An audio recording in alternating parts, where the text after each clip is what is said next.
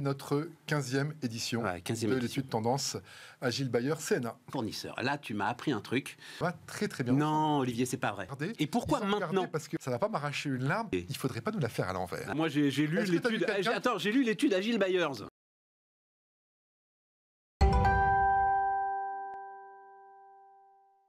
Mais donc, c'est Olivier Weinstock qui commence avec nous. Salut Olivier. Bonjour Stéphane. Agile Bayers, donc un directeur associé d'Agile Bayers. L'étude, elle est annuelle.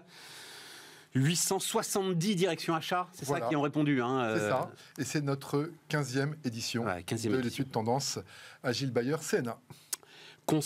Cabinet de conseil en achat opérationnel et évidemment en partenariat avec le Conseil national des achats. Alors, on va y aller. Le premier truc qui est très intéressant, c'est entente illicite et situation de monopole chez les fournisseurs. Là, tu m'as appris un truc. Donc, le chiffre, toi, tu le connais par cœur, je le donne. 56% des directions achats pensent faire face à des situations d'entente illicite. Et toi-même, tu as décidé de mettre ça à la une. J'ai décidé de mettre ça à la une parce qu'en fait, c'est quelque chose de silencieux. C'est quelque chose qu'on ne voit pas. Ouais. Et puis même le mot cartel, il n'est pas toujours vu comme quelque chose de négatif. Je prends un exemple, l'OPEP. L'OPEP, c'est le cartel légal, officiel. Pourquoi ? Parce que c'est des pays qui s'entendent. Alors que si c'est des entreprises, c'est illégal. Sauf qu'il y a eu des condamnations absolument incroyables. La dernière, elle date de septembre. Il y a eu une condamnation dans les travaux et le nucléaire. En France, ils sont 6 acteurs à s'être mis d'accord et ils ont pris une amende de 32 millions d'euros. Wow. Mais quand on regarde l'historique, il y a un nombre de cartels qui se sont fait condamner, c'est juste fou. Je prends un exemple, en 2019 et en 2020, il y a eu le cartel de la charcuterie. On en a entendu parler de celui-là. Celui du nucléaire, il m'a échappé à 32 millions d'euros en plus. À 32 millions d'euros, mais c'est en septembre dernier. Et il y a eu aussi un cartel de la compote. Alors, pour ceux qui auraient mal entendu, pas du caviar, de la compote. Il y avait une entente de tous les acteurs. Ils ont été condamnés. Mais ce qui est étonnant, c'est qu'ils sont condamnés en général quasiment 10 ans après les faits. Mais oui. Ça prend beaucoup de temps. Oui. Vous savez, il y a cette espèce d'effet... ça coûte quand même cher, mais on ne sait pas pourquoi. Eh bien, il y a quand même des fois où on peut se poser des questions. Regardez, je vais pas cibler des gens ou d'autres, mais il y a quand même quelque chose d'étonnant. Il y a certaines usines de concurrents, on a l'impression que leurs maintenances sont très, très simultanées, très organisées. Et c'est important que les maintenances, elles soient organisées parce que ça veut dire qu'il y a toujours du volume, mais il y a moins de volume, et donc les prix restent plus élevés. C'est exactement ce qui s'est passé. Je ne comprends pas. Je t'explique. Ils organisent à plusieurs la pénurie. Ah oui. C'est ce que tu es en train de me dire. Ah ben on peut le penser, oui. Sauf qu'ils ne disent pas qu'ils font une pénurie, ils disent qu'ils font des maintenances. Donc, sauf que la maintenance, elle est ensemble chez l'ensemble des fournisseurs du secteur. Elle est très synchronisée. Elle est très synchronisée. Voilà. Elle est adaptée pour qu'il y ait quand même des produits sur le marché, mais voilà. Donc ça, on peut-être que c'est par bienveillance sur le marché, ou peut-être que donc il y a des questions qui peuvent se poser, évidemment. Mais qu'est-ce qui explique tes 56% des directions achats? Je dois dire, j'ai pas regardé les chiffres précédents.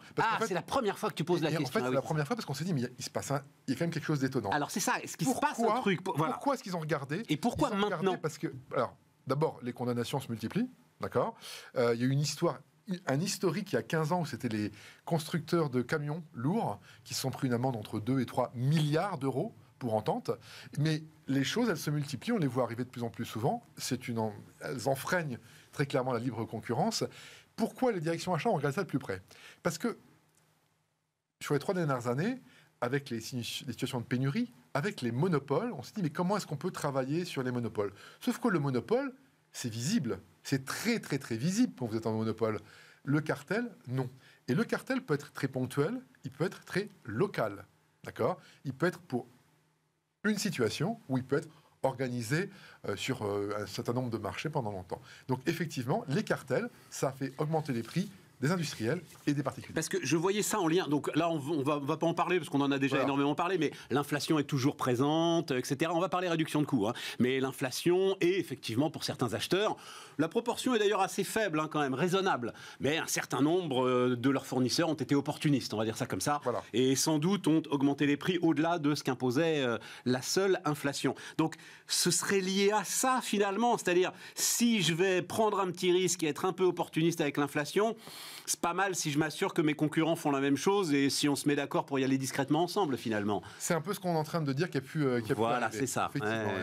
C'est ce qui a pu arriver, effectivement. Non, ça veut dire que c'est intéressant. Ça veut dire qu'il y a en plus un aspect quasi macroéconomique, puisqu'on sait, on en a déjà beaucoup parlé, que la deuxième phase d'inflation, on va dire ça comme ça, a été dénoncée par la Banque Centrale Européenne comme une phase d'inflation assez largement opportuniste de la part des entreprises. Voilà. Bon, pas mal. Alors, deuxième élément, la dépendance chinoise remise en cause. Oui. Alors là, vœu pieux, Olivier. Attention, on n'a pas dit qu'ils allaient sortir de la Chine. Non. Ils disent qu'ils s'allègent. Ouais. Parce qu'en fait, il n'y a pas besoin d'être un expert en géopolitique pour se dire qu'il y a quand même un petit risque avec la Chine. C'est clair. Donc l'idée, c'est de se dire, OK, comment est-ce qu'on s'allège? Et d'ailleurs, on explique comment est-ce qu'ils s'allègent par ce qu'on appelle le double sourcing. Double sourcing, c'est dire, je vais prendre deux sources, d'accord? Je vais être extrêmement concret. Ce qui vient de se passer il y a quelques jours en mer Rouge, ou ailleurs avec des bateaux, où il y a eu des problèmes d'approvisionnement, les Tesla, les Kia. Mais je suis persuadé qu'il y a beaucoup plus de gens qui auraient été impactés s'ils n'avaient pas créé des doubles sourcing. C'est évident qu'il y a eu cette situation. Donc c'est ce qu'on a appelé à un moment Chine plus 1. Je crois que c'est Apple d'ailleurs le premier qui a employé ce terme-là. Chine plus 1, c'est ça. Alors, en l'occurrence, Apple a été explicite sur le fait que exactement. C'est ce qu'il voulait faire. Exactement. Et ils choisissent l'Inde et le Vietnam d'ailleurs, en partie comme alternative. Donc en tout cas, c'est la logique, et c'est logique de se dire on va se prendre une deuxième source. Le problème, c'est qu'effectivement, on sait que ça coûte plus cher. Mais oui. Voilà. Mais non, et puis évidemment une imbrication de chaîne de valeur sur tout ce qui est, bon, on va pas la prendre à notre audience, sur tout ce qui est électronique grand public, etc. Enfin, tu peux pas finalement c'est pour ça que tu ne peux pas le faire sur tout. Par contre, tu allèges ta dominance. Et on n'a jamais dit qu'ils allaient sortir. On dit qu'on allège. Et puis, quand on voit tous les problèmes qu'il y a pu avoir, certains n'ont pas été anticipés, la gestion du risque, on en parle bien dans l'étude, les directions achats, tu vas sans doute parler des réductions de coûts, mais la gestion du risque, c'est une obsession. Parce que ça ne sert à rien d'avoir un produit moins cher s'il n'est pas livré et qu'il arrête une usine. Donc effectivement, la gestion du risque, c'est fou. Tiens, juste sur la gestion du risque, je m'arrête 2 secondes. Vas-y, je t'en prie. J'ai une question pour toi, pour une fois, c'est moi qui la pose. Allons bon. À ton avis, quel est le fournisseur de l'informatique des JO 2024? Atos, malheureusement. Voilà. Alors, ouais, mais je crois que c'est sécurisé ce contrat-là, Olivier. J'entends bien. Je prends cet exemple pour dire que... Et Atos est historiquement un fournisseur des... Oui, tout à fait. Mais pour dire que la gestion des risques, c'est des choses qui peuvent être, même si elles sont très organisées, qui vont se gérer au jour le jour. C'est sans doute sécurisé. J'ai aucun doute qu'il y en a qui en est sur froid en ce moment. T'as raison de... Alors, c'est pas notre sujet, mais j'y pensais pas. Et ça donne la mesure de la rapidité avec laquelle une situation peut se détériorer et une boîte de la taille d'Atos s'effondrer. Parce que s'il y avait eu le moindre doute, il y a, j'en sais rien, 4 ou 5 ans, quand ils ont passé le contrat, le comité des Jeux Olympiques ne l'aurait pas passé, évidemment, ce contrat. Donc c'est... Ouais, non, t'as raison, c'est intéressant. Et c'est vrai qu'on voit aujourd'hui des coups de boutoir, on va dire ça comme ça, qui sont... Bon, mais attends, parce que ce qui m'intéresse, donc effectivement, géopolitique et stratégie achat, là aussi, j'ai décidé de faire un peu l'impasse là-dessus, on en parlait beaucoup l'année dernière, c'est très présent, tu le dis. Mais ce qui est surprenant, et on va le voir sur l'un des graphes que je voulais présenter, l'un de tes graphes que je voulais présenter, c'est sur le Made in France. Ce qui est surprenant, c'est que ça ne veut pas dire relocalisation ou insister sur une stratégie Made in France. Alors, sur le Made in France, c'est intéressant. C'est un peu complexe. Faut qu'on voit, on le verra. On le voit, le graphe, là, parce que c'est une rechute, quand même. Donc voilà, qu'est-ce qu'on dit? On dit qu'il y a un désintérêt, pour la première fois depuis longtemps, pour le Made in France. Je vais vous l'expliquer d'une façon extrêmement simple. Vas-y. Le Made in France, ça a été une valeur refuge en cas de pénurie. On achetait français parce qu'il y avait de la pénurie. On disait on va acheter local. Comme ça nous permet d'avoir les produits. Et donc cet intérêt pour le Made in France, qui était conjoncturel, a eu lieu pendant 2 ou 3 ans. Donc la retombée qu'on a est liée à la valeur sécurisation du Made in France. C'est pas qu'il y a un désintérêt structurel. Mais attends, moi j'ai lu l'étude. Attends, j'ai lu l'étude Agile Buyers que tu connais un peu. Question, très bonne question. Votre entreprise a-t-elle prévu une politique volontariste sur les aspects de relocalisation en France? 71% répondent non. Oui, c'est sur le volontariste. Oui, mais tu es obligé d'être volontariste si tu veux refaire... si tu veux relocaliser ou travailler, on va dire ça comme ça. Faire du sourcing en France, tu es obligé d'être volontariste, Olivier. Il y a des endroits où ça peut être intéressant parce qu'il y a des marchés. Non, mais même tu es obligé de tordre les appels d'offres. Au niveau des règles, et ça tu le sais mieux que moi, même au niveau des règles aujourd'hui des appels d'offres, c'est compliqué en fait de privilégier le Made in France. Donc tu es obligé d'être volontariste. Oui et non. Si tu es dans le B2C, comme la valeur pour le client final, pour... La consommatrice, ça a une valeur, tu es prêt à payer, tu peux payer plus cher. Si cette valeur, tu peux la remettre en aval. Ça fait du sens. Sauf que, surtout, ce qu'on dit là, c'est que c'est la première fois où le Made in France est considéré comme étant aussi cher. Il y a 5 ans, on disait que le Made in France n'était pas considéré comme cher. Tout le monde disait, mais c'est pas possible. C'était le cas. Et l'autre point, c'est qu'il y a beaucoup de contraintes à acheter Made in France. Il y a de plus en plus de contraintes à acheter Made in France. Et on va en reparler sans doute de la partie RSE.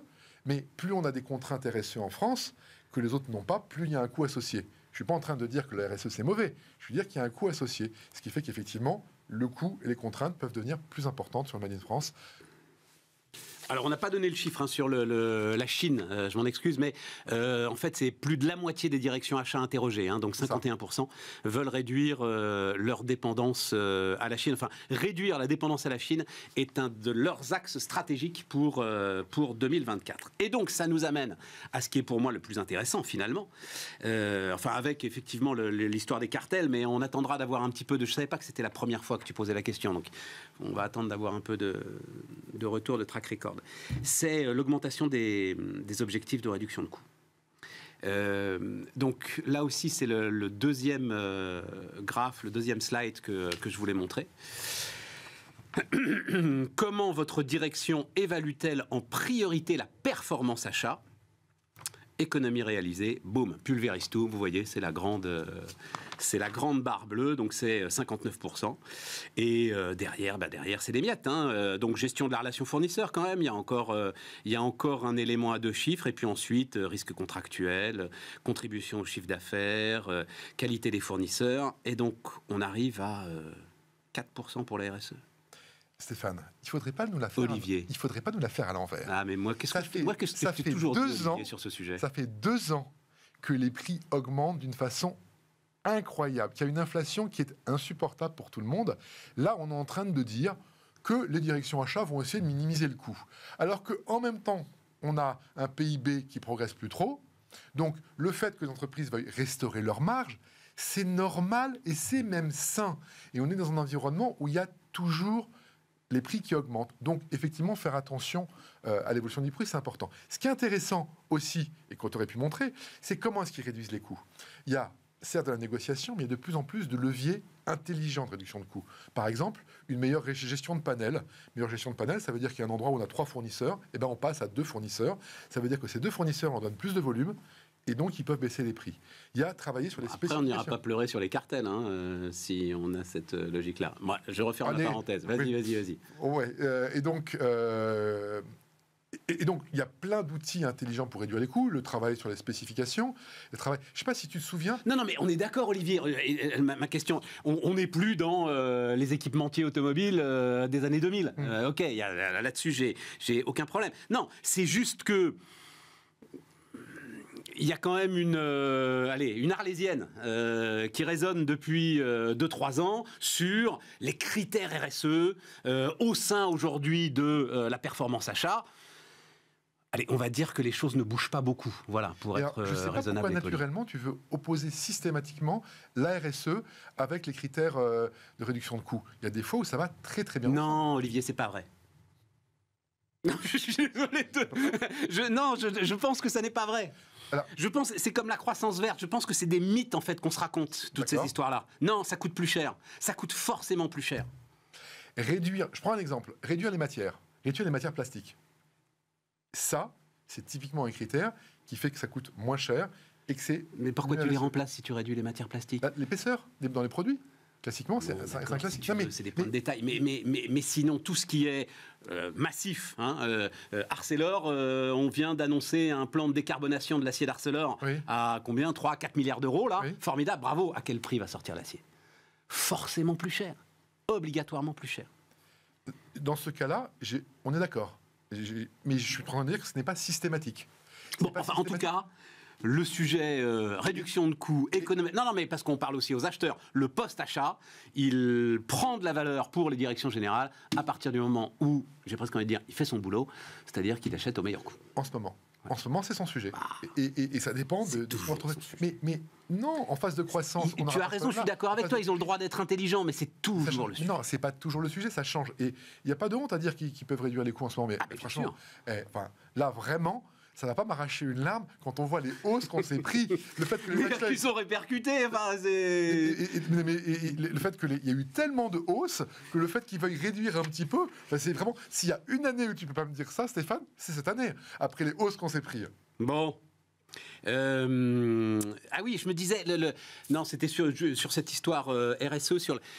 C'est un sujet qui revient assez régulièrement de la part des directeurs RSE, en fait, dans cette discussion au cœur de l'entreprise. Et il est absolument pas question, évidemment, de caricaturer tout ça. C'est une discussion passionnante. Ce sont des entreprises qui, quasiment toutes, de toute façon, contraintes ou choisissant de le faire, se sont engagées dans une forme de décarbonation. Et le sujet, c'est le sujet de la formation des acheteurs.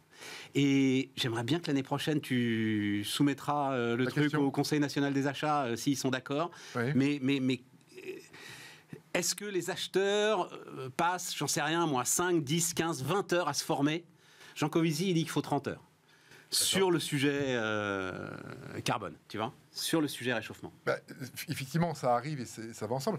On a de la chance, je parle de la France spécifiquement, on a beaucoup de très bonnes écoles d'achat qui existent depuis longtemps. Les premières écoles d'achat se sont créées il y a à peu près 45 ans, ce qui est assez étonnant, où la RSE est étudiée d'une façon extrêmement extensive. Bon, super. Bon, merci pour tout ça. On a fait le tour, donc... alors oui, on n'a pas le temps, mais digital, intelligence artificielle. De toute façon, la question que tu poses, c'est, on va voir. C'est un peu ça la réponse. Oui, mais ça commence. Voilà, ça commence. Ça commence d'une façon un peu significative, mais effectivement, ça commence. Ce sera la grande thématique de l'année prochaine. Ça peut. Eh ben, on se retrouvera l'année prochaine pour parler. Avec plaisir. Merci Olivier. Évidemment, on peut retrouver l'étude sur le site Agile Buyer. Sur le site Agile Buyer et j'imagine Conseil national des achats aussi. Sans doute. Sans doute, oui, voilà, mais c'est pas ton sujet. Ton sujet, c'est Agile Buyer. Olivier Van Stock, donc, qui était avec nous et on continue cette session de Bismart.